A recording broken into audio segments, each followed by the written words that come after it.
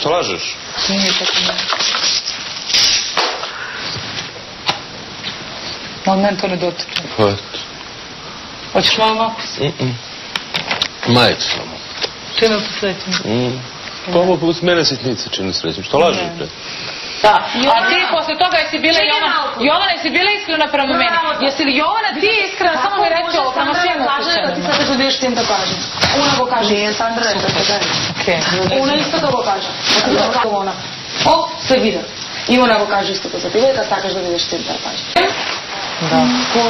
Bez ikako nešto loše da pomisliš ti, nešto da kažem pozitivno. Pa ja vidim da svi ljudi nego ti mislim, da to mene radi. Smeš? Ali ne mogu da budem Ko je bio tu da ti kuva i materina, ko ti bio tu da te teši? Pa ti. Zaslužio sam, jel? Pa ti, bravo.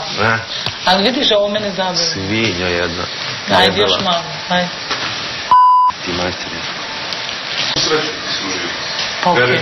U sreću ti služio. Bre. Znaš? Sviđa mi se. Sviđa ti se? Da. Nemoj, uvijek pereš ruku, morat ćeš ponovo da pereš. Nije meni problem, ponovo ću. Ajde, pođi da opereš, ajde. Stavi. Ajde, malo kosu. Ovdje tu, evo ovdje, super, ajde, super. Jaje za kosu, super, tu. Ajde, super. Jesmo sad zadovoljni? Ne, pa te ću početi. Ajde, super. Ček, sad ću mislim sljedeće. Što može na kosu? Brašno. Nemoj brašno, kečap je bolji. Brašno.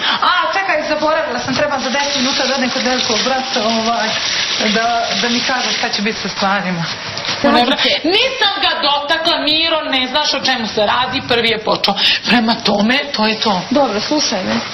Znači, mogu ja da ti kažem moje mišljenje, ja ne znam za tu situaciju prema što sam ja ušla. Ja kažem da je čovečanski svakome praštati